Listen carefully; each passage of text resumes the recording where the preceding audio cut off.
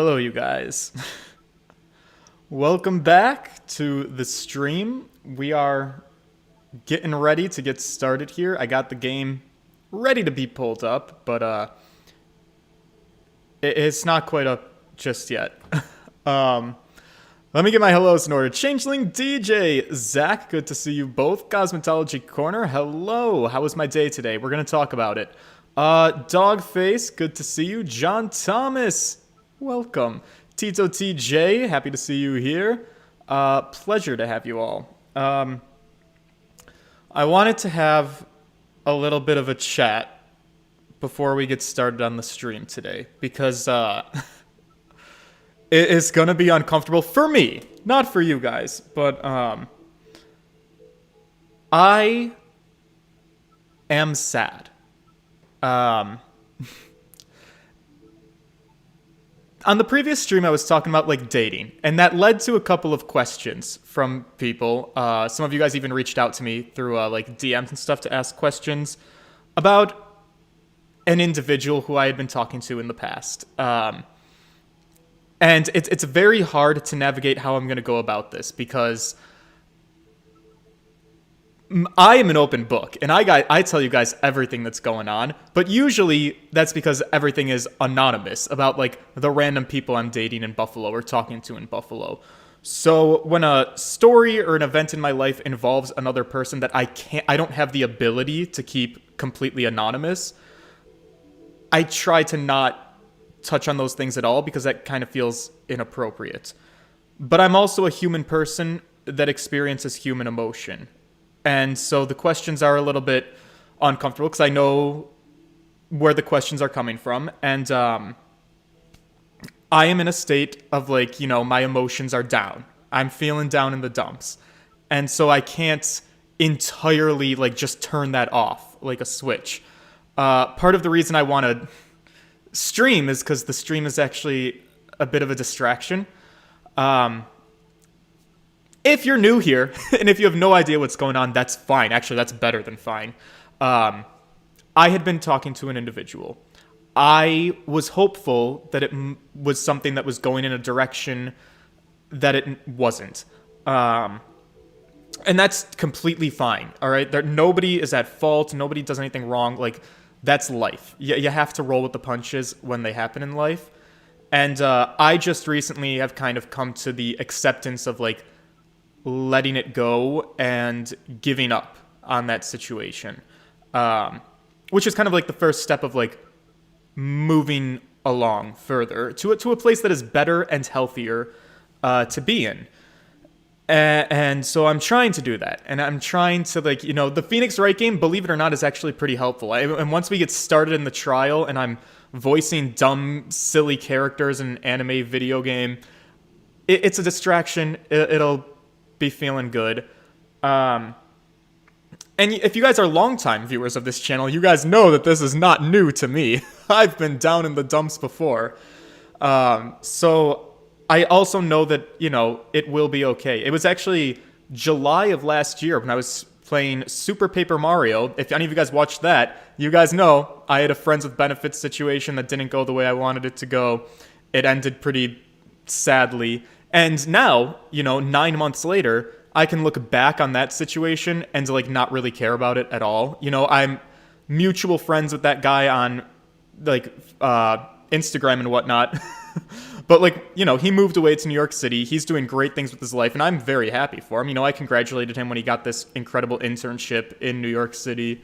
So, you do eventually move on. It's just like a timing thing. And so I just wanted to like address it up front to like respectfully be like, please don't, bother this person if you know who they are. I'm going to try to not talk about this person because I'm trying to like move past this situation now. It's unfortunate. A thing that sucks with me, and now I'm just talking more generally, I'm not talking about anything specific. When I fall for somebody, I tend to fall for them with all of my heart. And it doesn't tend to happen super often because, I don't form what to me feels like a pretty like good emotional connection with somebody that frequently. So when it does, I can fall pretty hard. And the harder you fall, the sadder you get. I don't know the rules. But, it is what it is. I don't think I have anything more insightful to say. I just wanted to, rip the Band-Aid off so that, nobody's asking questions in the live chat, or nobody's reaching out to me, or nobody's bothering him with questions of, what's going on. I would love it if we can just, respectfully move on. You guys are my rock right now. So, I love hearing about your stories. I see the support you guys are throwing in the chat. I really do appreciate it. If, we can just hang out together, surrounding yourself with friends is a great way to, I think, start to pick yourself back up and try to get over these things. But I also wanted to say it because, the statement, I am sad, it's about as generic as you can get, but, it's not the easiest to, just turn that off and be entirely happy on a stream 24/7 or, all the time. So, rather than having people speculate that something's off or I'm acting weird in a way, I just wanted to be forthcoming and just be I'm going through a thing, and it's unfortunate. But it'll all be good. I think with that, I kind of want to start the game now and just move past it and get things on the road here. So I'm going to do that. Like I said, logically I can work it out. And this is good advice for any of you guys. If you've ever had a breakup or an unreciprocated crush or anything going on, it helps a little bit. It honestly doesn't help a lot because you can't really skip the pain, but you can logically look back in the past on other times that you were going through some kind of heartache, and you can be like, okay, do I really care about any of those past situations today? No? Okay, so somewhere down the road, it'll become a part of the past, as everything does. As for the future, you hope you find something good. But let's get this game started. I trust all of you guys can be very respectful about that situation. I'm saying this and the stream because I'm trustful that you guys can, keep this information to yourselves. You're not going to be problematic. You're not going to go after this person and, ask them questions. You're not going to ask me questions. I think the people here can be pretty respectful of the thing that's going on. So, the good news is that we're going to court today. I'm going up against Professor Layton. It's time. We've talked about it a lot, and he's here. He's about to try to prove that Espella Cantabella is the Great Witch. Don't know why, but, he's my guy, and all I can really do at this point is I can trust him. And hope that it all works out. Alright, so let's see how it goes. Okay, let me just adjust some of my settings. And let's, go through it. Remember how the professor was supposed to show up with decisive evidence? Well, nope. He's actually now the Inquisitor. I'm assuming this is Maya again. It could be Phoenix, though. We had Darklaw on the ropes. I mean, we totally dropkicked her argument into space. We just needed a bit more. But then the professor burst in, saying that he would be able to prove Espella is really the Great Witch. There's no way we can give up now, but what do you do when you're up against someone like the professor? I don't know. Is he gonna throw puzzles at us? I mean, the professor isn't really an attorney. Professor. Tamlia! Oh. What are you doing? I can't believe having a life is gonna ruin my routine. I'll be for a minute, but D&D is soon. Alright, thank you for stopping in. I hope you have a lovely, session. What am I doing, Mr. Wright? Here we go. Yes. Yeah, you were supposed to show up with some decisive evidence and save the day, Professor. I'm afraid my only concern here is the truth. Mm-hmm. The truth? The truth. The truth behind the real identity of the Great Witch, Espella Cantabella. If seeking the truth requires us to stand on opposite sides of the courtroom, then so be it. That's very Edgeworth of you. Actually, that's very Phoenix of you. I expect you to defend Miss Cantabella with everything you've got, Mr. Wright. Okay, but do you have to, yell at me and point at me with the angry eyes? Listen, I'm feeling sensitive today. Right, I'm a lawyer, alright? It's time to shelve your emotions and do your job. Court is now back in session. Are you prepared, High Inquisitor? Oh god, she's part of the, witness. Is Kira gonna testify too? So long as I remain on the witness stand, I am no longer High Inquisitor. Simply Darklaw will suffice. Miss Darklaw, I'd just like to confirm something. A moment ago, we established that you were in fact present at the bell tower during the time of the incident. That makes a total of 3 people at the scene. It would appear that was the case. However, you managed to stay hidden from 10 different guards. With the help of this, right here. The Robe of Invisibility. In other words, there is every reason to be suspicious of your actions tonight. Oh, boys. Lady Darklaw, I cannot believe you would deceive us in such a way. I ask that you tell the court what happened at the time of the incident. Very well. Alright, let's see what kind of bullshit excuse she has for this. The town square was to be the parade's final stop. I patrolled the perimeter to ensure nothing was amiss. As I passed by the bell tower, a pair of small footprints leading inside caught my eye.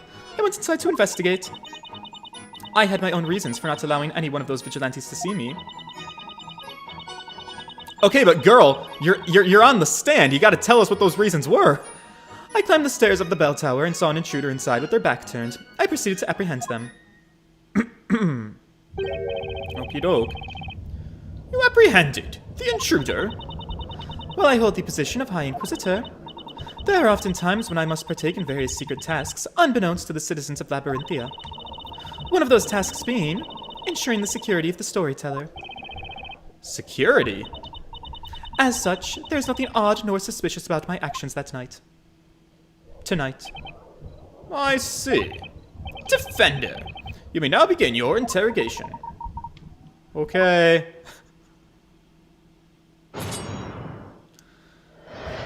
I got this. Ooh, I'm feeling a draft in here.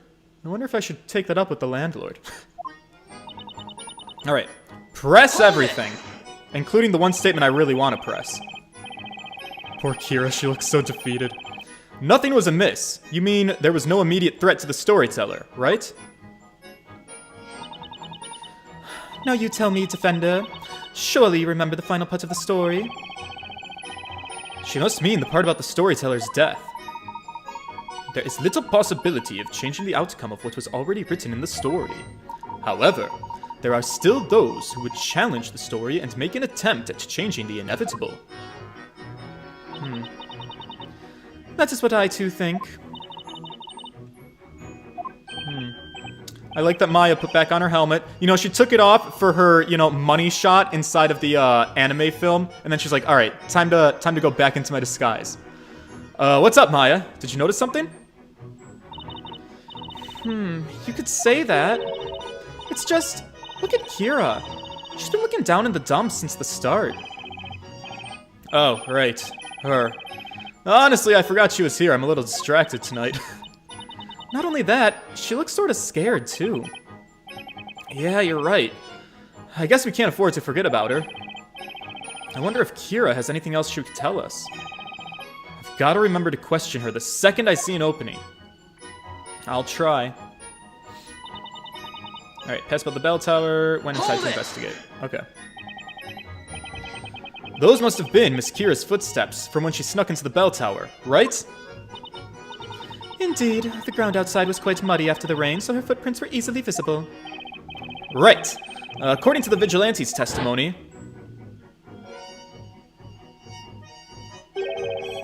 they thought the footprints looked like Foxy's, but it turns out they weren't hers. Yeah, I remember all that. That's right. Her footprints would have contained a mark where her stiletto had been. But the footprints I saw at the bell tower contained no heel of the mark at all.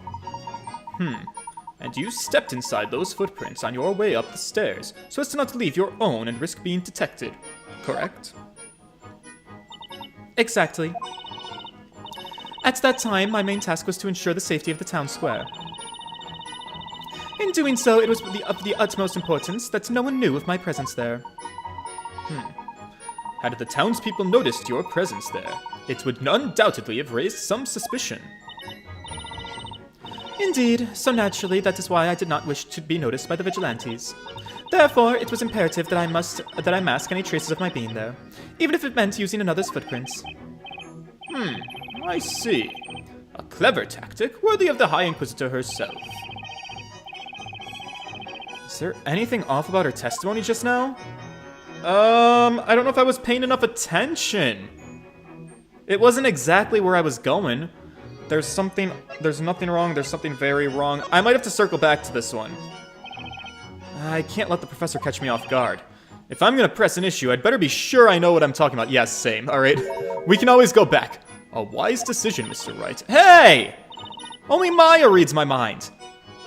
Boy, Nick, he can totally read you like a book. Okay, seriously? Is my face that easy to read? Or is everyone just psychic around here? I don't know. Alright, this is the statement that I was curious about. What are these reasons? And what were those reasons? They relate to protecting the storyteller. It was something I was to carry out at that particular time. Tamlia! Well, I'm off. Alright, have a good night, Tamlia. Did it perhaps have something to do with what was already decided upon in the story? The storyteller's word is absolute. Therefore, any and all those who make an attempt to alter his will must be dealt with immediately. Oh, honey! Let me get my stylus and talk to you. What's up, girl? Hang on! Hang on. Excuse me, Miss Kira. Witness! Oh, God. Bringing out the daddy voice. Ah! Yes? Figures. She really doesn't remember her own name. You seem to be deep in thought about something. Did you remember anything regarding the High Inquisitor's testimony? No, I'm sorry. Nothing in particular. It's just... I'm a little disappointed in myself. Disappointed? I traveled all the way here to Labyrinthia in order to fulfill my mission, but... all I managed to do was fail and end up being captured. Regardless of your own failure, Miss Kira, the storyteller did die as was foretold, did he not? Tonight, as the rain came pouring down over the town, I arrived at my designated location. Naturally, the bell tower was surrounded by guards on patrol, 10 to be exact. I was very nervous. She must be talking about the vigilantes. Just relax. You'll be fine so long as you're wearing this robe, I kept telling myself. Little did I know I was wrong. But none of this would have happened if I was just a little bit more careful.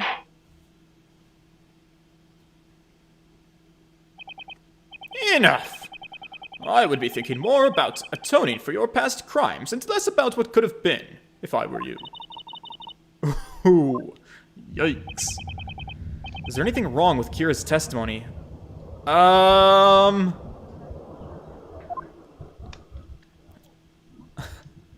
inclined to say yes this time, but I don't really know what it is. Son of a bitch. I mean, she talked about the vigilante. She talked about not being able to be seen by the robe, which was confusing to me. But I don't know if I'm paying enough attention to the details. Is there anything wrong with Kira's testimony? Let's try there's something odd. What is Phoenix gonna say? Hold on a second. About your testimony, Miss Kira. You were thinking to yourself that so long as you had your robe on, you would be fine. Yes, that's right. I was... So basically, you were wearing the robe the whole time you were on the top floor of the bell tower. Is that right? Yes, I had it on the entire time. That is until I was attacked. Oh yeah, that is weird. How did Darklaw see her? And then my robe was ripped off by the wind. Miss Kira, this is the first time we heard any mention of this information. Is that so? I think I must have just forgotten. Your Honor, perhaps we should update this piece of evidence in the court record. Right you are. Alright. Invisibility robe worn by Kira when she was attacked, visible only to Eldritch Woods residents. Darklaw, what you gotta say about that girl? Lady Darklaw, please, continue your testimony. Alright. So now I think we got something we can present at her. I saw an intruder inside with their back turned. Alright, so let's do it right here, actually. You saw? Objection. Fuck! Wait! Wait, did I do it or did I not? The music stopped, but it took a second. So the person you saw when you entered the bell tower was actually Miss Kira. The only problem with that is that it would have been impossible. What are you talking about, Defender? Oh, I did do it! Miss Kira, or I suppose I should say the witness, stated that while she was waiting on the upper floor of the tower, she was wearing her invisibility robe. Therefore, there's no way Miss Darklaw would have been able to see the witness. Oh, you're quite right. Anyone wearing this robe becomes invisible. We got her. Right, but there's just one particular group that can see anyone dressed in this robe. And who is that exactly? Judge, are you even paying attention? Only residents of the Eldritch Woods are able to see the robe. If you're from the Eldritch Woods, then you'll have absolutely no problem seeing this thing. Objection. So, what you are saying, Mr. Wright, is that Miss Darklaw here actually hails from the Eldritch Woods. Is that correct? And that she knew this girl prior to tonight. That's right, Professor. What is this? What you got to say, girl? Oh, a most impressive display, Mr. Wright. However, there's one detail that you appear to have overlooked. Wait, what? Something I overlooked? You say Miss Darklaw saw something she should not have been able to see. However, the truth is that there is one other possibility to what occurred that night. Tonight. Wait, whoa, did he just say what I think he said? It's rather easy to work out. Quite simply, the witness was not wearing the robe in the first place. What are you talking about, Inquisitor? This witness has proven her memory of tonight's events to be quite unreliable. I believe that by the time she climbed the bell tower, she had in fact already removed her robe. What? 'Tis as you say, Inquisitor. Layton! That's not really helpful. As you can see, Defender, your assertion is mere speculation at best. Your little witness here has been lying to the court the entire time. It's as simple as that. Objection. Fight this. Oh, 1 second. The witness was quite clear with her testimony. Isn't that right, Miss Kira? Oh no, she's gonna flip-flop. Fuck, I hate floppy witnesses. I'm not sure. What? I mean, my memory is a little fuzzy. Fuck. No way.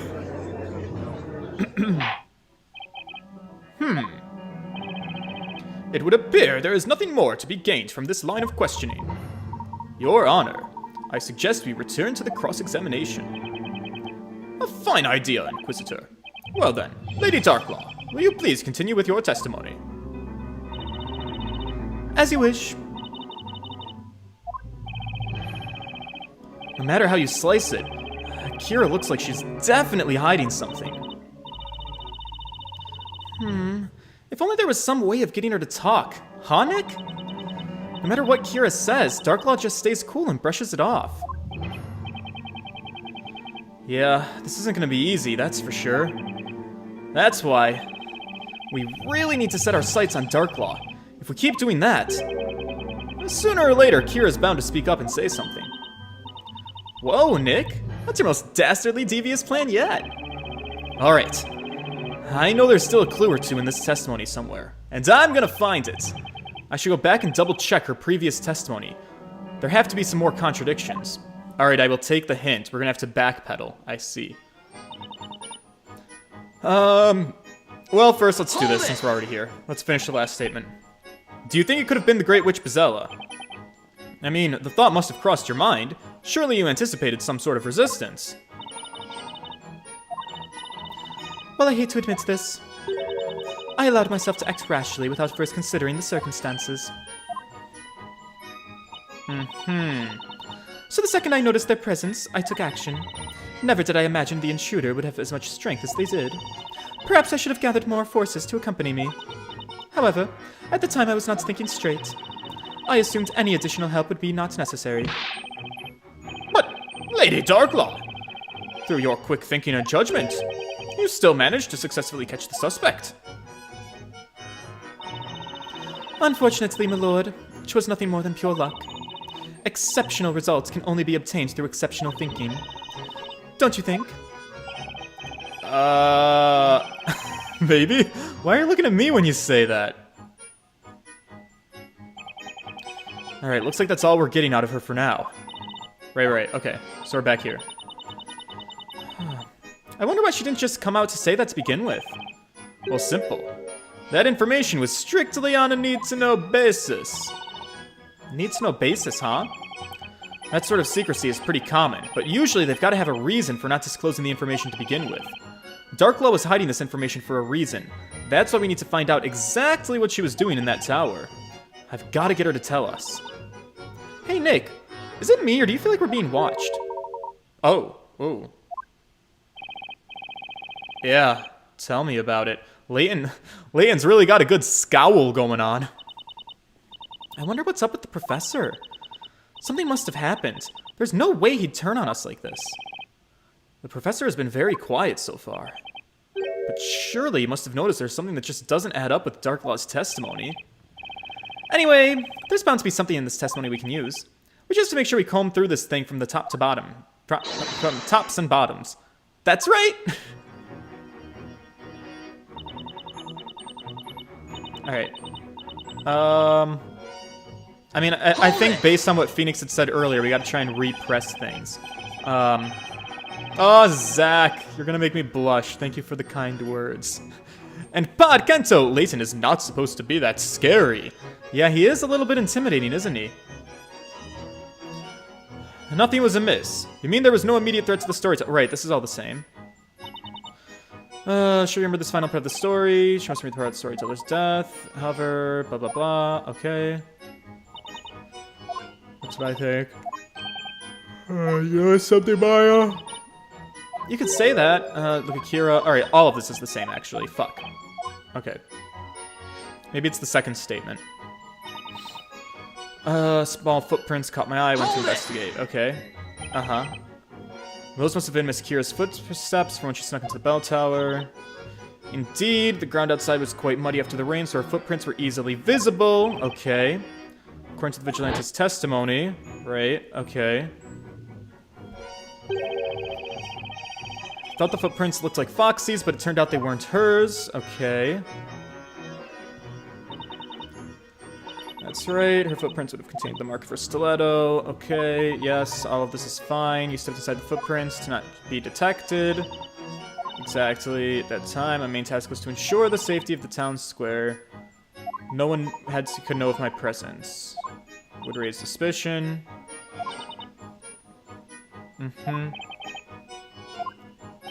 Alright. So I think now is the time where we do want to say something's wrong. And I'm hoping that Nick is going to lead me through this a little bit. Miss Darklaw, I just noticed something in your testimony that's very relevant to this case. The defense requests you amend your testimony. You just can't help letting that ridiculous imagination of yours run wild, can you? The Inquisition has no objections. Very well. The witness will amend her testimony. Okay, how is this gonna help? There was no heel on the footprints, so as I ascended the stairs, I was careful to match my footsteps to them as far as possible. I mean, so can we use the footprint sketch? There's no heel on the footprints. I mean, there is a heel. Right? It may not be a stiletto. I mean, there's a heel to the shoe. I don't really know what else we'd possibly be able to use. There was no heel on the footprints, so as I ascended the stairs, I was careful to match my footsteps to them as far as possible. but there's clearly a heel. May not be a stiletto heel, but there is a heel. Am I just, like, thinking too far into this? I'll throw it, see what happens. Objection! Yeah, I got it. Well, what I have here is a sketch of the footprints that were left at the bell tower. So tell me, Miss Darklaw, are these your footprints in the sketch? It would appear so. I would never mean to offend the hard work of Labyrinthia's vigilantes, but tonight's task was mine, and mine alone. Okay. When you put it that way, I can't help but notice a contradiction. What did you say? Miss Darklaw, you stated the following. When you climbed the stairs, the footprints had no heel, so you tried to match your footsteps to them as far as possible. However, if you look at the actual footprints that were left behind, these look like fucking heels to me. The entire foot is there. If you were trying so hard to step on the footprints already there, then the footprints in the sketch shouldn't have heel marks. That is very true, although I do not think such a small detail is of much importance in the long run. I agree it's a small detail, Your Honor, but that's not all I noticed. There was something very telling about Miss Darklaw's testimony. Telling, you say? She stated that she stepped onto the footprints that were already at the scene in order to disguise her presence. Now, there's something strange there. Specifically, why were these footprints left at the crime scene in the first place? Objection. Oh. Mr. Wright. Yes, Professor? Tell me, can you show the court why this seemingly minor detail is odd? Well, I can't exactly do that at the moment, you see. Who can say whether or not these footprints are indeed worthy of concern? Hey, where's Luke, by the way? And if it is an issue, then what exactly are the implications? That above all is what you must answer, Mr. Wright. I do not believe you can assert that this is a blatant contradiction at this time. Oof! There he goes again, flexing that amazing brain of his. Do you gotta say something, girl? That's enough. Miss Kira! Lady Darklaw, how? How could you? How could you simply abandon us? How could you betray us? Betray? Witness! What is the meaning of this? Lady Darklaw, you are the mistress of Eldritch Woods. You're the one responsible for handing us our tasks. What? I mean, in the spoiler twist that everyone saw coming. This wretched girl is nothing more than a detestable spawn of magic. Her words cannot be taken seriously. People of Labyrinthia, I ask you, what am I if not a loyal daughter of this fair town? No, you're lying, Lady Darklaw. When I was waiting up there at the top of the bell tower, I most certainly was wearing the robe. Lady Darklaw, you were also wearing a similar robe, were you not? Don't you remember? What nonsense. I haven't a clue what you're babbling about. I simply managed to sneak right by those makeshift guards, which was the most demanding of tasks for someone like me. Yes, you're right. That would be true. If you'd been sneaking around by yourself. By yourself? What do you mean? Explain. Enough. Listen to me, and listen well. Continue as you are, and I will see to it that this court be the last place which you ever set foot. It matters not. The end is already nigh. After the events of today, I shouldn't even be here right now. Miss Kira, you're saying that Miss Darklaw was not by herself at the time of the incident tonight? Oh my god, Miss Kira's throwing her under the bus. We love that. That's right. Oh wow, a picture and everything. Wait, what? She was carrying a spella? Lady Darklaw was wearing the invisibility robe, and underneath the robe was a young girl passed out on her back. What? A girl? Could that be? Yes. It was the very same girl. Imprisoned in the cage up there. You mean a spella Cantabella? Sounds like she was up to some dirty-ass tricks. Order! So, the accused was carried up to the bell tower? My lord, there is nothing left for me to say. 'Tis the word of the High Inquisitor versus that of a witch. Tell me, who would you sooner believe? Oh, this is bullshit. This is like when cops go to testify. It's the word of a cop against a dumb peasant citizen. Who are you gonna trust? Miss Darklaw, you of all people should be aware that this isn't a matter of believing or not believing. I'm afraid those are words that carry no meaning here. Oh, the only thing that carries any meaning here within this courtroom is evidence. Don't you agree, Mr. Wright? I do. Absolutely, Professor. Well now, things are beginning to heat up a little, are they not? Fine, tell me, Defender. Have you the means to prove this assertion? Do you actually think you can prove that I, the High Inquisitor of Labyrinthia, carried the accused into the bell tower? Give me a minute, I think I can come up with something. From the looks of it, Miss Kira was supposed to keep quiet about Darklaw's little secret. But she couldn't deal with all of Darklaw's denials, and finally found the guts to chime in. I can't let Kira's effort go to waste. I don't care what stands in my way. I'm gonna find the truth. Your Honor, the defense wishes to present evidence proving that Miss Darklaw did in fact carry my client up the tower.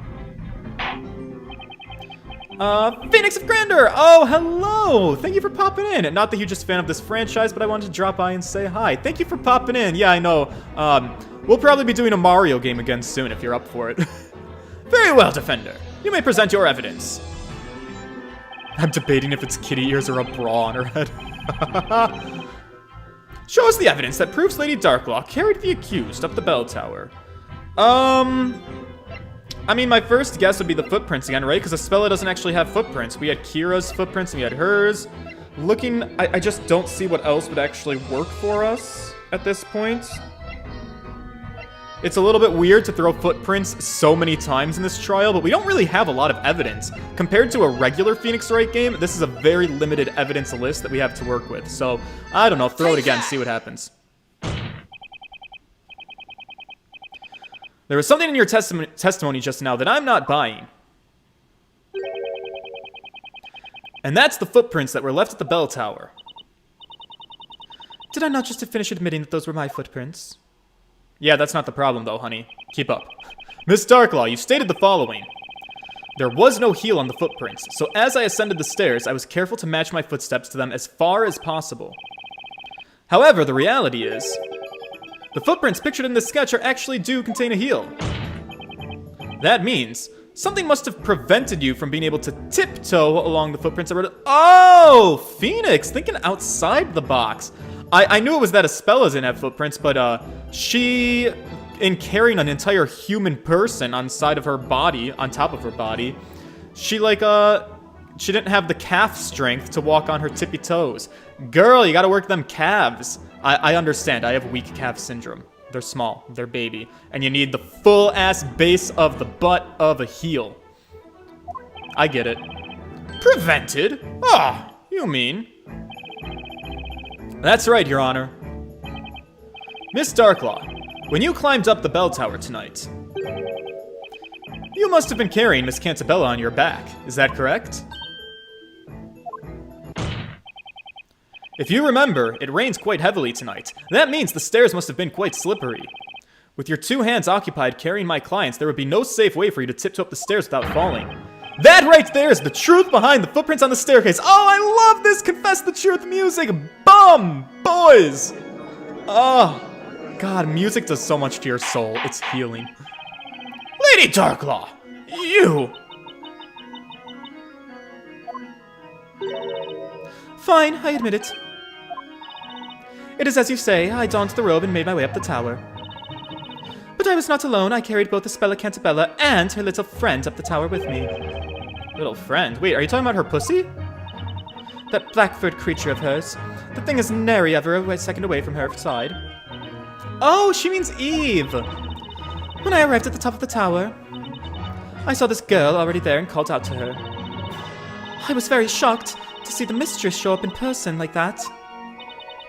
The girl's presence was an inconvenience, so I immediately put her to sleep. Believe it or not, it was just like you said, Defender. I used what remained of Belduke's medicine to put the girl out of the picture. And that's when Miss Kira put up a fight and pulled the pendant off your neck, correct? That's right. I cannot fathom it. That would mean this pendant actually belongs to you, Lady Darklaw. Okay. I just have one question, Miss Darklaw. Why? Why take a speller up to the bell tower? Why render her unconscious? And why go through the trouble of sneaking past the guards? Also, I realized that was much more than one question, so I guess I had multiple questions. What exactly was your aim in all of this? I am in no way obliged to answer that question, Defender. I beg your pardon? What makes you say that? Simple. None of this has any relevance to the case at hand. That is why. Objection! Yeah, object.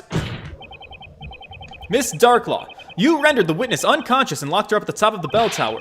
I'd say that's more than a little relevant. Objection. Layton? Your Honor, if I may. The Inquisition believes the defense's question to be irrelevant to the current case. Professor? What are you saying? It would seem the defense has forgotten a very important point. Namely, the point of this, Mr. Wright.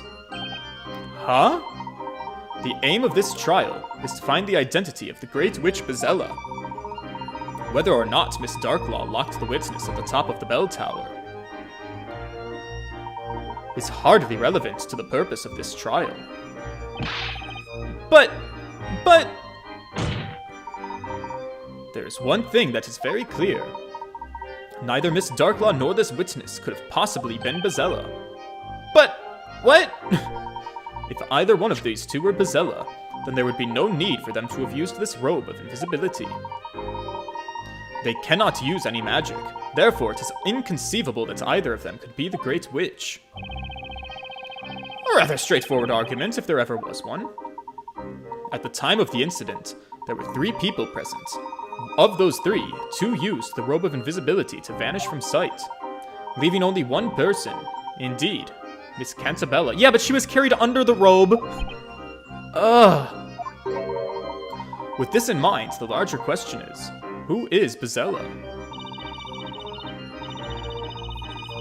Is that not obvious? The accused, Isabella Cantabella, is the only possible answer. Besides, the accused's voice was heard by all of the townspeople chanting the spell Grandworm. Objection! Not so fast! I happen to think these witnesses are extremely relevant to this trial. Did you forget about Miss Kira? She supposedly took a one-way trip to that pit of fire over there. And yet, here she is in one piece testifying that she returned in order to kill the ruler of Labyrinthia, the storyteller. I'm getting just lost in my words. I'm so frustrated by your bullshit you're throwing down. And then there's Miss Darklaw, who rendered the defendant unconscious and proceeded to transport her up to the bell tower. I'd say there's more than enough reason to investigate who these two really are. Only to discover that they are not in fact the Great Witch Bezella. I'm saying there's a possibility that these two are somehow related to Bezella. The court will now announce its thoughts on the matter. I must say, what Inquisitor Layton has stated certainly does ring true. Does it? Are you sure? However, Lady Darklaw, I have one question I must ask you. What exactly were you hoping to accomplish here tonight? Honestly, what were you hoping to accomplish? It was a fashion accessory, Your Honor. I was hoping to walk the runway in this outfit and make mad sales. I assure you, it was not my intent to deceive the good citizens of Labyrinthia. However, I must now reveal the truth to you all. What did she say? You don't think Lady Darklaw's in the League of the Witches, do you, babe? Frankie, she can't be! She was the one that saw 2 of the other witches that were demised! Lady Darklaw, are you saying that you're... That's right, my lord. I'm a shade. A shade? Lady Darklaw! Will you please tell the court exactly what you mean when you say shade? Yes, of course. I grow weary of standing behind this bench. I will tell you all I can. The hell is she trying to pull? Why testify about something that could potentially undermine your credibility? I don't know. It might be the classic Phoenix Wright. Admit to a lesser crime to get out of the bigger crime. Like Mask to Mask. Shades. Shades live outside the realm of those who dwell in Labyrinthia. To them, I am known as the Great Witch. Those that are put to the flames in the witches' trials become shades, who live their lives in the woods. We exist to carry out tasks given to us by our mistress, the Great Witch herself. I am not a witch, nor am I a wandering spirit. Bobby, the shade of it all. What on earth? I, Inquisitor Darklaw. Do you mean to say that not only are you a witch, but that you're the Great Witch? It's a little confusing, right, with two Great Witches? Unbelievable, babe! Lady Darklaw's the Great Witch! Frankie, the Great Witch? Doesn't that mean she's Basella? That's right, babe! Lady Darklaw's Basella! I do hope you have not forgotten what we established only moments ago. It is not possible for Miss Darklaw to be Basella. But, Inquisitor Layton, surely the testimony just now proves it. I am afraid that in the heat of such revelations, you have all misheard the information. 'Tis pointless. This is the extent of what the people of this town will believe. I believe the truth will become clear during our cross-examination. Don't you agree, Mr. Wright? I don't know, my head kinda hurts. Defender, you may begin your interrogation. Okay. I guess press everything. Hold it! Great Witch? Yes, that's right. However, I am not Basella. The mistress to those who dwell in the Eldritch Woods is dubbed the Great Witch. Even if I wanted to be Basella, I couldn't. As the ever-so-charming Inquisitor stated earlier, I cannot use magic. Miss Darklaw, I have one question. What do you mean by live outside the realm? I mean just that, Inquisitor. We truly do live in a realm separate from this town. Now surely, one as intelligent as yourself has worked out the answer by now, no? Perhaps. That remains to be seen, Miss Darklaw. Regardless, 'tis something we cannot discuss with anyone. But it is something that the defense should be able to prove. Me? That almost sounds like a challenge. But by the way, Miss Darklaw, since you're not actually a witch, why do you continue to be called that? To answer that, I must first discuss the true identity of the Shades. Okay. Right. Those that are put to the fire become shades. So you're saying that the Kira here right now is a shade version of the Kira from before? Indeed, Defender. The girl has no recollection of her life prior to living in those woods. What manner of witchery is this? Why, this girl, or Kira, the flower seller, was cast straight into the flames of hell before our eyes. That's right, Your Honor. But, as you can see, she didn't die. You see, there's actually a trick to the incineration device in the witch's court. A trick? Once the verdict has been delivered, the court attendants move the steel cage to position, after which it seals shut. Right. And then it drops down and lets them out.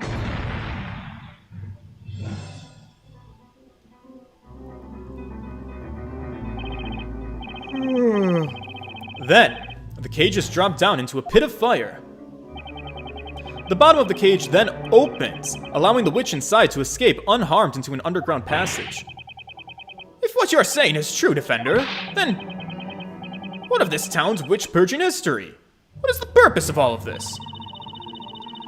You and the knights have indeed been ridding Labyrinthia of witches. However, nary a single life has been taken in the process. That is the reality.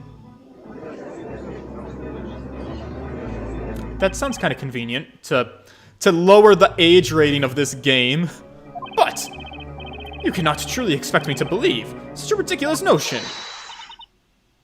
Your Honor, it's true!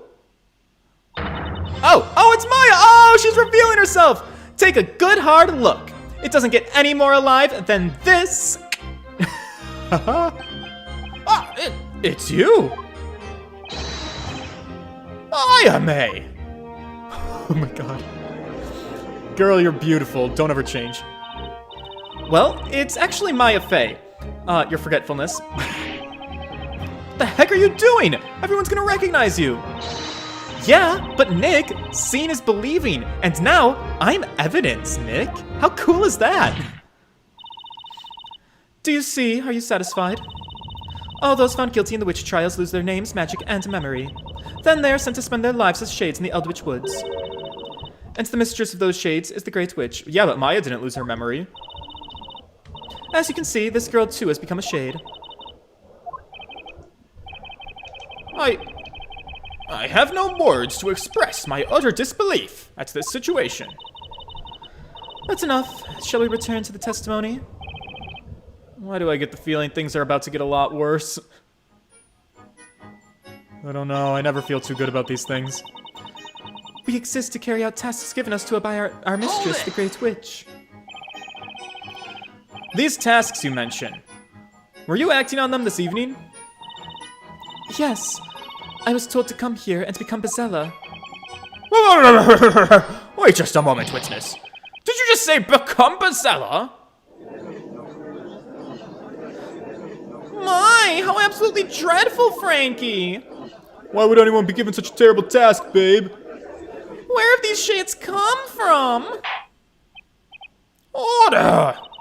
Will the Piantas in the gallery, please? Shut the fuck up. I'm sorry.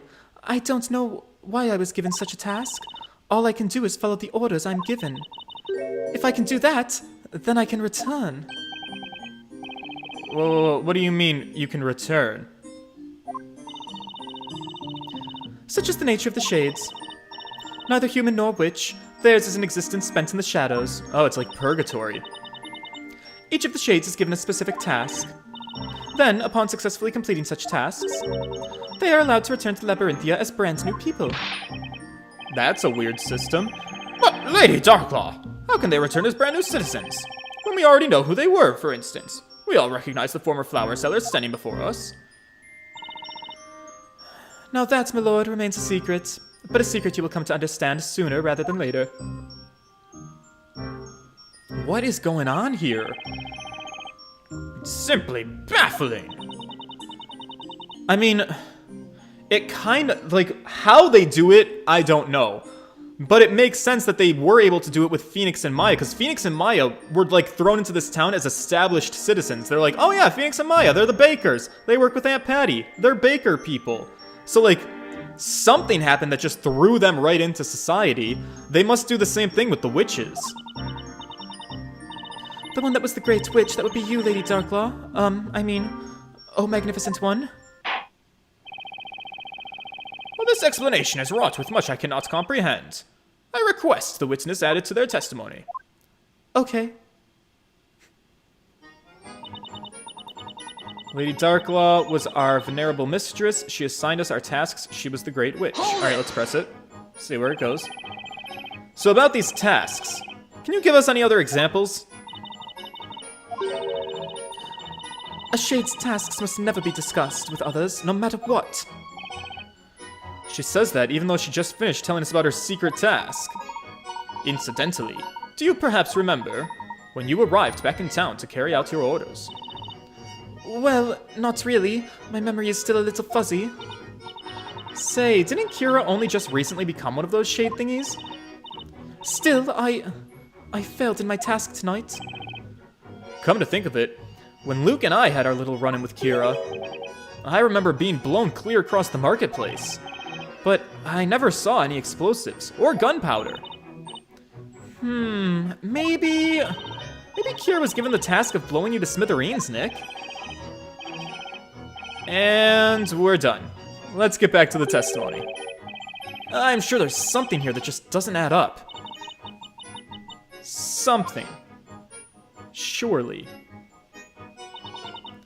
I am not a witch, nor am I a wandering spirit. I'm just a girl who plucks flowers. So you really don't have any recollection of your old flower-selling self, do you? I don't. When a witch becomes a shade, they lose all memory of their past life. They lose their memories. But why? And yet, you still have some grasp of the concept of magic, do you not, Witness? Let me spell it out for you. Magic does not exist in the Eldritch Woods. Oh, but there are actually lots of things back in the forest that I have not seen in this town. There are. Things you haven't seen here? Like, really huge machines, that sort of thing. There's one that spits out fire with such amazing speed, and then it expels these huge plumes of gray smoke. A machine? A Leviathan! A Leviathan. A machine that spews out fire that would, like, mimic a dragon? Are we jumping back into, like, magic is all being faked? It's all bells and whistles, smoke screens, mirrors? It's Scooby-Doo at its finest! Wait, what is going on here? A machine that spits fire? Never have I heard of such a thing. Gonna age myself with this one. She's not a girl, not yet a woman. Britney Spears. Are you certain that these machines of which you speak are not simply magic? Well, you know, now that you mention it, I don't think anyone from this town can actually see those, of us from the forest. They can't see you. Could it be something like that robe? How can such a thing even be possible without magic? Objection. Oh. Miss Darklaw, if I may interrupt for just a moment. What is it, Inquisitor Layton? Through your testimony just now, we have all come to understand the process of how one becomes a shade. However, I was hoping you could perhaps elaborate on one additional point. Namely, what exactly is the purpose behind the shades? If you wish to know our purpose, there are certain other things you must first understand. Once you've done that, the answer should be quite clear. Isn't that right, Defender? The purpose behind the shades? Rest assured you will not get the answer from me. As the saying goes, the witch is in your court, Defender. Oh, I guess that means it's all up to me. Sounds like Darklaw is challenging me to figure this out. Challenge accepted. Okay, there is but one true purpose for the shades that draw on the Eldritch Woods. Let's press it, see where it goes. Miss Darklaw, what is the purpose of the shades? As mistress to the shades, I cannot disclose the purpose of their existence. Well then, since Miss Darklaw is unable to tell us herself, it seems we must rely on evidence instead. Evidence, huh? I do believe the shades could have something to do with that which exists in this town, but ought not to. Right, what did we see? It was Layton that saw stuff that shouldn't exist, because he saw machinery in the storyteller's house. Something that exists but shouldn't. Do we have something in our evidence that exists but shouldn't? I mean, the contraption, but that doesn't really make a lot of sense. The pendant, I don't understand how that would make sense. It's a little confusing. Well, Defender, are you prepared to present evidence? I don't feel like I am. Something that shouldn't exist in the town but does. Oh! The entire fucking bell tower, right? That appeared out of nowhere and wasn't supposed to be here. Derp. I'm prepared, Your Honor. I remember now. I was born ready, Your Honor. I just needed a minute to remember. Something that exists in this town but shouldn't be there. Right, the whole bell tower was a mystery. I think I know what you're getting at, Professor. Defender, please present your evidence. Yes, Your Honor. The purpose of the shades could be to make sure this particular thing exists in Labyrinthia. The bell tower. Well, how about this fuck? Oh no, oh, I really fucked it up. Defender, just the other day you found yourself caught up in a nasty little explosion in the marketplace, did you not? Yeah, that's right. Well then, the Shade's goals should be rather simple to work out. It was to rid Labyrinthia of useless time-wasting defenders in ridiculous blue outfits. Well, jeez. Fuck. There is but one thing these shades must ensure exists in this world, Mr. Wright. Oh, wow, I'm a dumbass. I get... Think bigger and become superstars. In the words of Ashley Tisdale, think bigger, that's better. And perhaps it would be in your best interest to not anger the witness. I know it. I know what it is. Could the defense please have another chance to think this through, Your Honor? I got it. I got it. No. Okay. Yeah. I know what the shades need to do. Hold it! Now, how do I present it is the thing. That's the question. Can I present to the book? Is that possible? It's gonna be the Grand Grimoire, I think. The shades are responsible for the magic. They're like they're the puppeteers, the people like backstage that make things happen. Like, oh, you need a spell to happen? We got your back, right? Evidence, huh? I do believe the shades' evidence is something that exists in this town that shouldn't exist. Maybe I'm dead wrong, but if the answer is not the bell tower, I feel like it's got to be the more general magic. The thing is... Evidence. Can we present any spell, maybe? Do you think it'll work with any spell?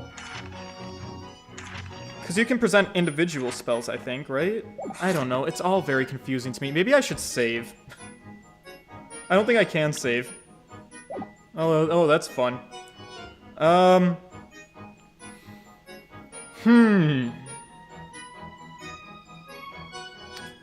I think I'm prepared to present some evidence, maybe. Oh, God. Oh, I might be getting ahead of myself, though. I think I know what you're getting at, Professor. Right, this sounds promising. Present your evidence. Yes, Your Honor. The purpose of the shades is to make sure this particular thing exists in Labyrinthia. I don't think it's any of our evidence. How are our profiles looking? Vigilantes! The Grand Grimoire. Can I just present any generic spell and be like magic for the sake of magic? Should I do the Grand Worm spell since that's the one that's relevant to the trial? Maybe. I don't know. This is what makes sense in my brain. Am I just a fucking idiot? Maybe. Take that! Something that doesn't exist. I have a feeling no one is gonna like the answer I'm about to give, and it'll probably end up shaking this town to its core. Yeah, we got it. But I've gotta tell them. The truth has to come out. Oh my god. Oh, it's a reveal time. Since I arrived here in Labyrinthia, there's been no shortage of really strange events. Ignace, Demir, Gador, Goldor, and now Granworm. The mere command of magic in and of itself is a crime, is it not? In this town, witches are arrested and made to participate in witch trials. They are then sentenced to death by fire. But none of those witches actually died. That supposed death by fire wasn't real. And neither is magic.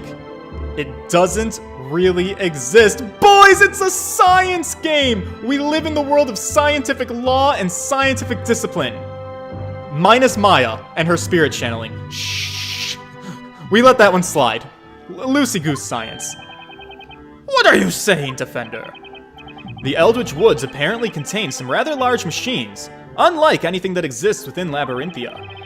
Machines that emit fire and produce large plumes of smoke. To top it all off, the citizens of Labyrinthia are not able to see said machines. It sounds like nothing more than magic. Yes, that's exactly the point, Your Honor. Miss Darklaw, magic doesn't really exist in this town. That's the answer, isn't it? Magic does not... What utter nonsense! It seems we have finally arrived at the stunning conclusion. The secret behind Labyrinthia. It is just like Scooby-Doo. The villains aren't real. It's a man in a mask. You have to suspend your disbelief for how they pull everything off, but there is a cartoon logic version of science that explains everything. Oh, I love this. What? Oh, we've shook him to his core. God. Order! I say! What is the meaning of this? I think what is the meaning of this might be the most used line in, like, Ace Attorney script writing, because the judge in all of the games says it so many times in every single trial. It means that all of the magic you've seen in this town was nothing more than an illusion created and put into motion by the Shades. But, Defender, the witches, we have clearly seen them use magic.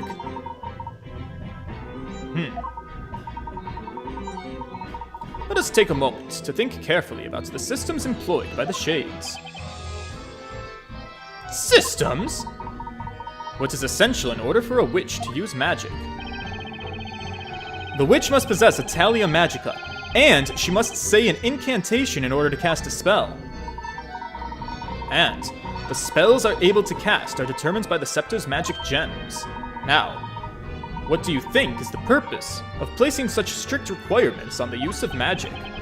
Makes sense. What do you mean, purpose? Zell! I found you in my recommended. Hello. Oh, that's so exciting. Guys, I'm showing up in people's recommendeds. Thank you for being here. I hope you don't hate me. We're solving a mystery. Magic isn't real, by the way. I hate to crush your dreams. While we're on the topic, let's talk about Santa Claus. He's fake as fuck. And if you're watching my streams where I say fuck, you should know that by now. These requirements are not there to allow the user to cast magic. Rather, the reality is that they are there to inform the Shades of who should be using magic. Got it. It is possible that witches were always being closely observed by the Shades. That's why they donned these robes, to appear hidden until they were needed to create magic because nobody can see the robes. Create? Indeed. There are all kinds of spells within this tome. It would be quite troublesome if they were simply allowed to use any spell at will. Yeah, that would make the Shades' job that much more difficult, for sure. Precisely so. That is why it is imperative that a certain restriction be placed on the use of magic. Ah, you're referring to the Talia Magica, right, Professor? Of course. No wonder the scepter could only contain 2 magic gems. Then, there's the incantation. What would happen if a witch could simply whisper the incantation quietly to herself, or not even say it at all? Oh, yeah, that'd be so cool! I'd be casting spells all day long, and no one would ever see it coming, Nick. Maya, I watched you get thrown into the fire once already, and we were trying to prove that you're not a witch. Alright, so let's cool it. Don't spirit channel anybody. Do not call Mia here. I miss Mia. I really do want to see her, but now is not the time or place. If the witches didn't give some sort of signal, then there would be no way for the Shades to know when to cast the spell. Right you are, Mr. Wright. The incantations were a way of telling the Shades when the witch was ready to use magic. What on earth? Never did I think these requirements could have such a purpose. I mean, why else would there be rules to magic? It was one of my bones that I always had to pick with the Fairly Odd Parents. Now, let's think back to the previous events leading up to today that have involved magic. Our first encounter with magic was the use of the spell Ignaze a few nights ago. A spell like this... There they are, boys! The Shades! Was nothing more than a flame spewed from a machine being used by the Shades. Then that means Demir. So wait, did the Shades use a flamethrower to burn those guys alive? Did they fake? So the 2 robbers, I have questions. We know that the witches were not actually set on fire, but the 2 guys, because those are the 2 victims in the case, were they actually torched? or were they kidnapped? Like, what? I need some follow-up here. Demir, a spell that makes the caster disappear, no doubt about it. It must have been with this robe. Next is the incident with Goldor, the spell that transmutated me into a gold statue. You can come for Santa, but leave the Fairly Odd Parents out of this. While I understand this may sound a bit absurd, I can only surmise that they swapped him out, that the Shades created a gold statue in my image, took me, and left it in my place the instant the incantation was uttered. Very impressive how they managed to pull that off, but like, there's your explanation, boys. Professor, it's no more absurd than anything else that had happened so far.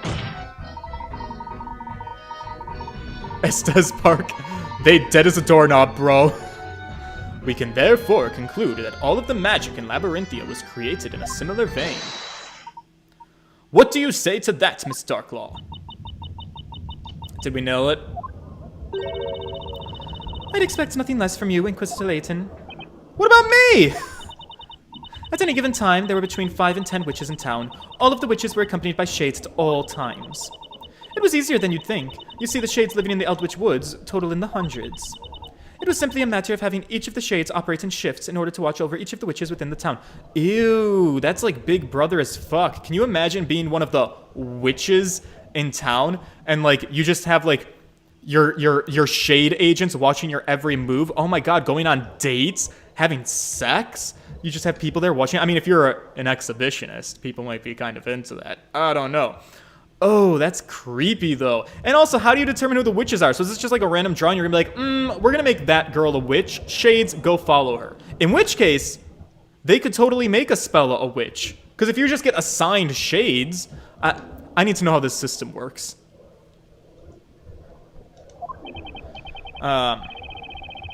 I mean, if the storyteller planned to goldify Layton, it would make sense they have a gold statue. Yeah. So the Layton thing makes perfect sense, because he did write that in the story, so they definitely had time to prepare the statue in advance. Still impressive, I mean, the craftsmanship. I must say, Lady Darklaw, it is quite a number of Shades. It was not only those who fell victim to the flames that were turned into Shades, but their victims, too, were made permanent residents of the Eldritch Woods. Okay, so the boys. There's your answer about the robbers. Then, those 2 shady thieves from before were turned into Shades? Ah, yes, you mean Roberts and Muggs. Despite their dubious appearance, those 2 were a couple of my best Shades. Shady thieves turned into Shades, huh? Wow, this stuff writes itself. I cannot believe what I heard. It's a bit of a big bombshell to drop for sure. However, there is still one thing I do not understand just yet. And what would that be? As has just been explained, we have established that there is no possibility of magic being real. But replacing me with a gold statue to give the illusion of transmutation, for example, while it sounds simple enough, I myself, and presumably also Miss Fey, have no recollection of this replacement actually taking place.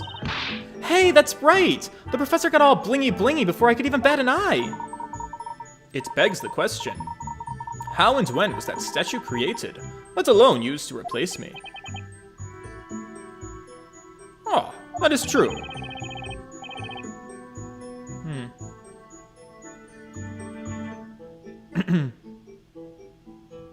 The same goes for Ghidorah.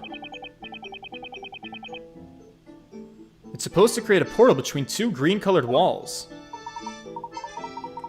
Perhaps that is exactly why the spell can only work on green walls, Mr. Wright. Still, it'd be impossible for the Shades to get those portals ready so quickly.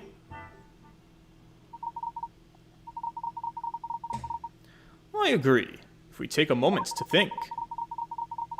We can see all of these spells have one strange thing in common. A thing in common, you say?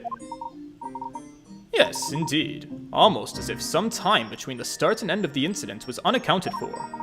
Furthermore, any memory I might have had regarding the incident seems to have simply disappeared in the process. GHB, friends. The date rape drug. Also, probably the sleeping medicine that, What's-Her-Face stole from the apothecary. The head witch of the Shades stole the medicine that puts people to sleep. I mean, it writes itself, honestly. We got this. I've got it, Nick! Yeah, Maya's figured it out. It's just like what happened to Kira. She's got absolutely no memory of her life in Labyrinthia before the trial, right? Yes, I do not remember this Kira you speak of. And oh yeah, when you think about it, Nick, doesn't it seem super weird how the Shades are able to return to the town if they complete their tasks? You're right, Maya. I mean, the townsfolk are bound to remember some things about them, right? Like, how Miss Kira here threw a major hissy fit in court and was barbecued for being a witch. Eloquently put, Mr. Wright. Hence, we cannot yet conclude that this entire illusion was primarily accomplished through the use of machinery. Simply put, there must have been some way of affecting the memories of all those within the confines of this town. Missing time and lost memories. Now that is interesting, Inquisitor. You are correct. There is in fact a secret that lies within the depths of Eldritch Woods.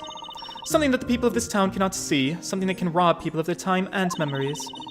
'Tis the very thing that connects all of what you have heard tonight. 'Tis a secret of monumental proportions.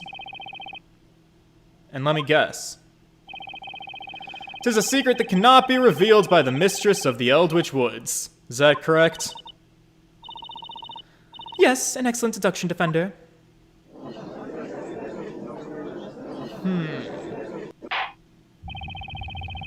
Witches' souls wander astray within the Eldritch Woods. Until tonight, I thought this nothing but a mere fairy tale told to children. But it has become clear that a seemingly large organization lies within that forest. The Witch's Court is the border between this world and the other world. So then that means, in this world, you're Labyrinthia's High Inquisitor, while also being the mistress to the Shades in the other world. Talk about a double life, Miss Montana! Otherwise known as the Great Witch. May I intervene for just a moment, Mr. Wright? Sure? In all honesty, there is something that sticks out as a little odd. Particularly in Miss Darklaw's previous testimony. Did you say the previous testimony? I've already pushed that out of my head. There was one vital truth that we managed to take away from that testimony. You mean that magic does not truly exist in Labyrinthia? Indeed, quite the vital, albeit shocking truth. However, there is one more truth hidden within that same testimony. There's something else in the testimony. I must have checked the court record more times than I can count, but I didn't find a single other contradiction. Have you forgotten already, Mr. Wright? When there is no evidence left, we have but one more weapon at our disposal with which to uncover the truth. Is it a puzzle? Oh, hey, I've got it, Nick! Remember in a witch trial you can cross-examine two witnesses at the same time? Oh yeah, right. How could I possibly forget that? Being able to look at two testimonies side by side is bound to turn up a contradiction somewhere. And that contradiction should provide us with a much-needed clue. Okay. I'm not entirely sure where the professor is going with this, but I believe in his judgment. Besides, if we're gonna blow this case wide open, it's gotta be worth a shot. Very well. We will now take a closer look at Lady Darklaw's previous testimony. This is it, Miss Darklaw's previous testimony. There is a glaring contradiction between this piece of testimony and the others. Ready yourself, Mr. Wright. Okay. Let me get my thinking brain on. So her testimony on top is Shades live outside the realm of those who dwell within Labyrinthia. To them, I am known as the Great Witch. Okay.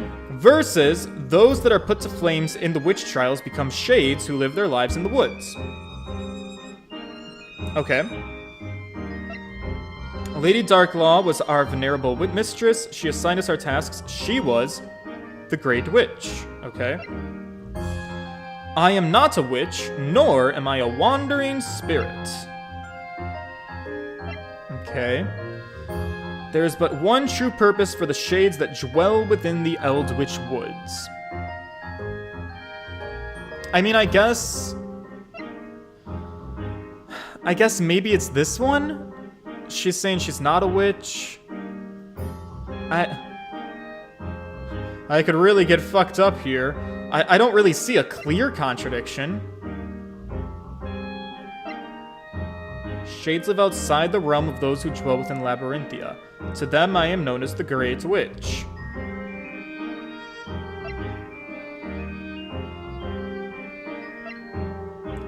There's but one true purpose.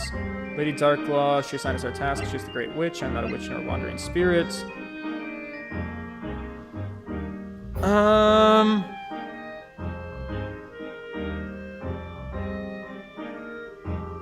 Alright. I think this one's the answer, but since I'm really low on health, maybe I should just use a hint coin. See what it goes. 170 is nice. Oh yeah, it's one of these two statements.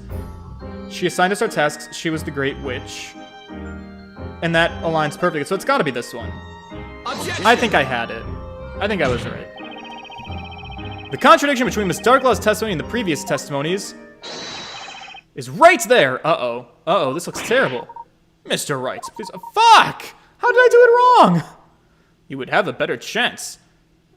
Not leaving this up to chance, would you not? Fuck me. But, Professor, I could have sworn that was it. Fuck. Oh, man. Oh, jeez. Oh, God, we're down to our last life. Alright, think carefully. Got it. Well, there's only one option left. Alright, think carefully. Glaring contradiction. Right. So it wasn't that one, so it's gotta be this one. So let me reread this and figure out if I can get it correct then. Lady Darklaw was our mistress. She assigned us our tasks. She was the Great Witch. Shades live outside the realm of those who dwell within Labyrinthia. To them, I am known as the Great Witch. I don't understand the contradiction. Other than maybe, like, Lady Darklaw doesn't live in the Eldritch Woods. She lives in Labyrinthia. But, like, I still don't get it. And I don't think I can save you guys. I think I'm, like, stuck here. Well, whatever. I feel confident that it's this one now. Objection! Oh, wow. Oh, okay. That was a cute little point, and then, all right, boys, we did it. Let's go back to our benches. Your Honor, there's obviously a huge discrepancy between these two pieces of testimony. Miss Darklaw stated that she's known as the Great Witch. However, according to Miss Kira's testimony, Miss Darklaw was her venerable mistress, the Great Witch. Oh, are we talking about, like, the past tense? That is correct. She was the Great Witch. Note Miss Kira's use of the past tense. Wow! Okay, game. Trying to get me with those past participles. Past tense, that's what I meant. I'm afraid my grammar is not quite what it used to be. Ask what you mean. It's simple. Miss Darklaw was mistress to the Shades. Or, as they also call her, the Great Witch. Therefore, she is no longer the Great Witch. She's not the Great Witch. Witness, is this true? Jesus Christ, how many Great Witches are there? Huh? It is as you have heard, my lord. I relinquish my position as the Great Witch in order to fulfill the objective of his task. And what would that objective be again? What would be the assassination of the storyteller, Your Honor? Witness, at the beginning of this trial, you stated that you came in town in order to complete your task, didn't you? What's more, you said that you were going to summon the fire dragon to do it. Now this task, it wasn't Miss Darklaw here that gave it to you, was it? No, it wasn't. Aw, man, does this mean Layton is correct and Espella is the Great Witch? So then, the most pressing question is, who was it that gave you that task? Who told you to come to Labyrinthia and assassinate the storyteller? Was it the storyteller himself, maybe? He's a boy, can he be the Great Witch? I cannot tell you, no matter what. Alright, so Darklaw isn't the Great Witch anymore. Which must mean that I must save. Don't forget. This is important. It's a save of confidence, guys, because I know exactly what I'm doing. The mastermind behind this entire thing is... It would seem the defense has worked it out as well. Mr. Wright, you know who really gave Miss Kira her task tonight, do you not? Defender! I ask that you enlighten the court. Show us who really gave the witness her task to assassinate the storyteller. It was the cat, Eve, actually. Don't you know? No. It was the storyteller himself. That's the only person here that makes any sense. Take that! The storyteller? We're talking about someone with the authority and power to replace the Great Witch. Someone who calls the shots. Right, yeah. Now, I can't think of anyone else that meets those criteria except for the storyteller himself. Preposterous! Then that would mean... Exactly, Your Honor. It means that the storyteller gave this final task to Kira himself. He was, in short, responsible for his own assassination. Ah, dude! What?!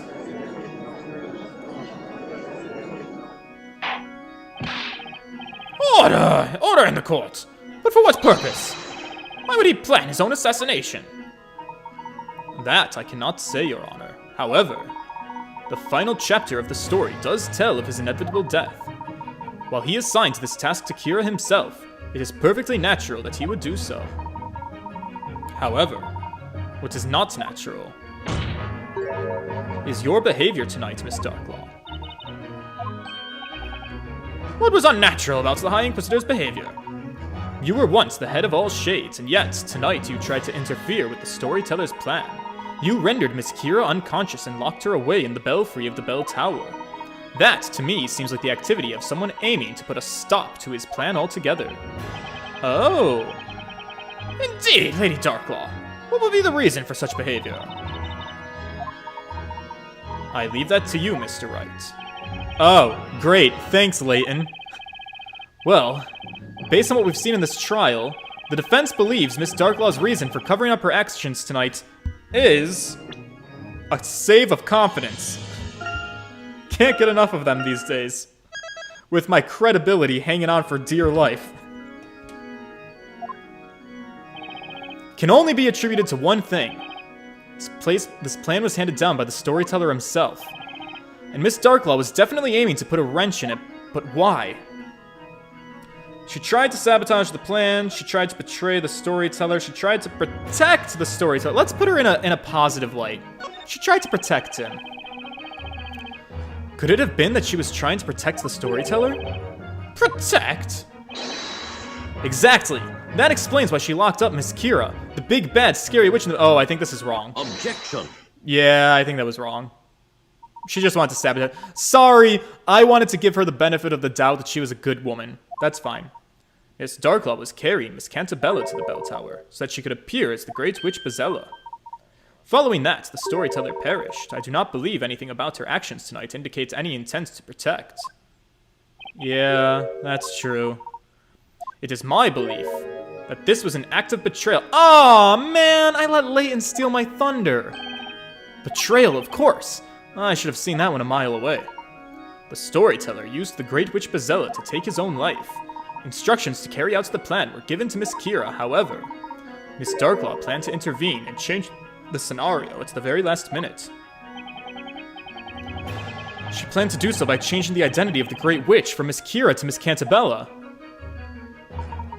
Thus, bringing us to our current situation. Miss Cantabella on trial for the murder of her father at the hands of Bezella. You, Miss Darklaw, seem to harbor a rather strong hatred for the storyteller, if I am not mistaken. A hatred, you say? Yeah, I suppose you could call it that. Oh. That's right. Behold my revenge. Did you say revenge?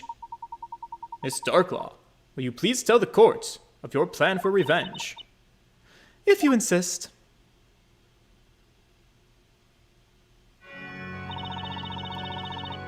The High Inquisitor, and also the Great Witch. Long have I donned those two masks, one as Labyrinthia's protector, the other its harbinger of destruction. In other words, I was merely meant to serve him. And yet, he sought to selfishly pen the ending of the story under his own terms. He did not care enough about me, or any of the townspeople, to allow us the dignity of deciding our own fate. Indeed, what we witnessed tonight was the cowardly act of a man looking for an easy way to end that which he could not properly finish.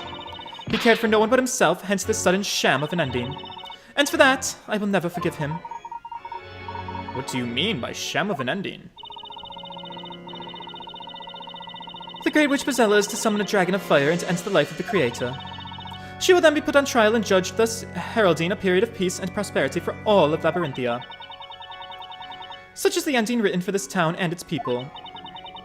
'Tis not an ending I oppose in principle. Who would not wish for a happy ending of their own people? However, the problem lies in Bezella's identity. Bezella's identity? As you know, he assigned the role of the Great Witch to this girl beside me. But you're saying that was a falsehood, is that correct? I knew Bezella's true identity. 'Tis not something I could ever forget. That is why I went to the bell tower, and it is why I took the accused there. I did it to ensure the true witch foretold in the story was given the judgment she was due. Alright, so she's trying to claim that she was falsely accused of being the Great Witch, and she was like, no, Hunty, that girl's the Great Witch. Interesting. The true witch, you don't mean? Yes, I speak of none other than Aspella Cantabella. Man, this girl cannot catch a break. Objection! Thanks, Daddy. Miss Darklaw, there is a glaring contradiction in your statement. And what would that be? It's supposedly common knowledge that Bezella is capable of using magic. All magic. However, that is far from the truth. Magic doesn't actually exist in this town. It was all just one giant illusion created by the Shades. Therefore, the Great Witch Bezella can't exist either. Right, Layton? Guys? Crowd? Friends? You fool.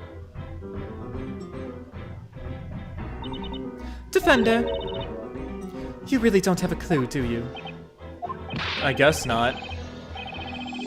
But wait just a minute now. Is the Defender not correct? If magic does not exist, then it goes without saying that witches do not exist either. And that would include the Great Witch, would it not? That's right, Frankie. They've been lying to us, babe, the whole time. Dastards! I mean bastards, but in a Nintendo game. Bezella isn't real. Objection. Oh my god, Layton. Mr. Wright. There is a fundamental mistake in your argument. What do you mean? I have but one simple question. What exactly is Bezella? Well, she's, supposed to be the head of all the witches. No. Allow me to reword the question.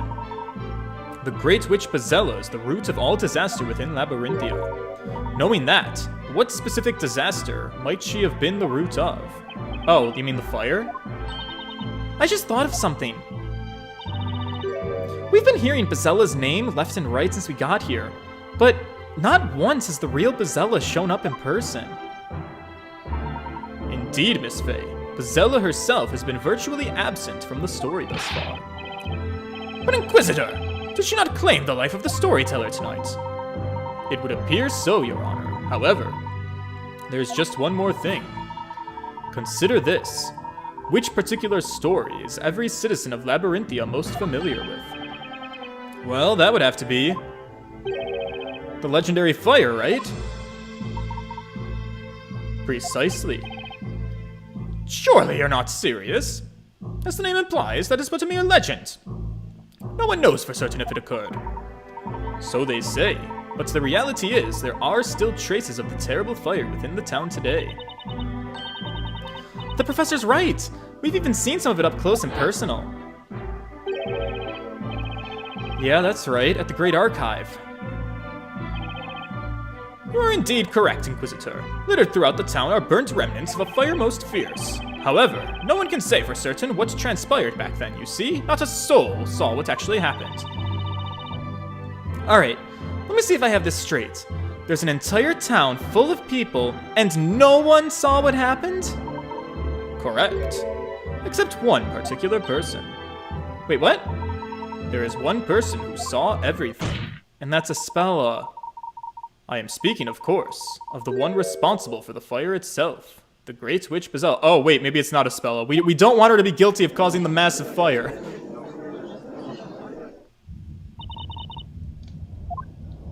Yes. I remember it. All of it. Espella, what are you saying? When I close my eyes, I can picture it so vividly. The awful sight of the flames engulfing everything they touched. The scorching heat on my skin, the smell of burning cinder all around me, the large plumes of black smoke, the warm tears streaming down my face. I remember it all. What you are recalling now is the moment the Great Witch Bezella destroyed our town. Well, it appears my role is finished. As for the rest, I leave it in your capable hands, Inquisitor. Oh, okay. Goodbye. Huh? Darklaw, she just vanished into thin air. She must have put on the cloak. She's right. These memories are proof that I am Bezella. She's being hypnotized again. How's she doing it if she doesn't have magic? But Espella... Mr. Wright. Remember, if you will, what I said at the beginning of this trial. I came here to prove that Espella Cantabella is in reality the Great Witch Bezella. Right. There is still one more thing I wish to present to the court. I would now like to call the final witness to the stand. The final witness? Hold it!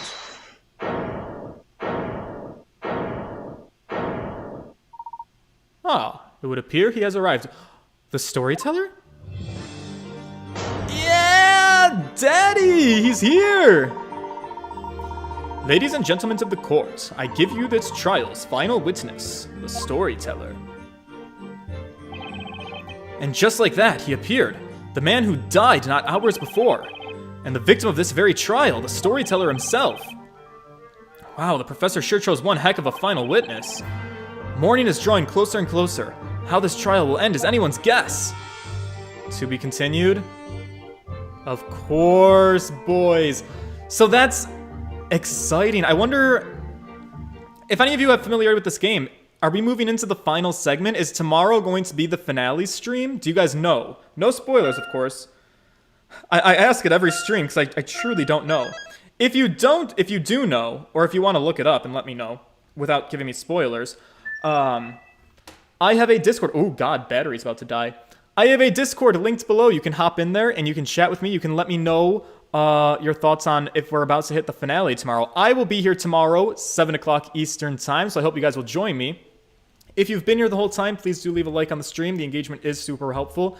And again, for those of you that were here at the beginning of my stream when we had our little chat about things and stuff, thank you guys so much for the support. Thank you guys so much for understanding. I will try, with time I will be less sad. And I look forward to that. So I really appreciate you guys hanging out with me. It's actually, this is very helpful right now. The little bit of a distraction, getting away. So with that, unfortunately, I'm about to leave now.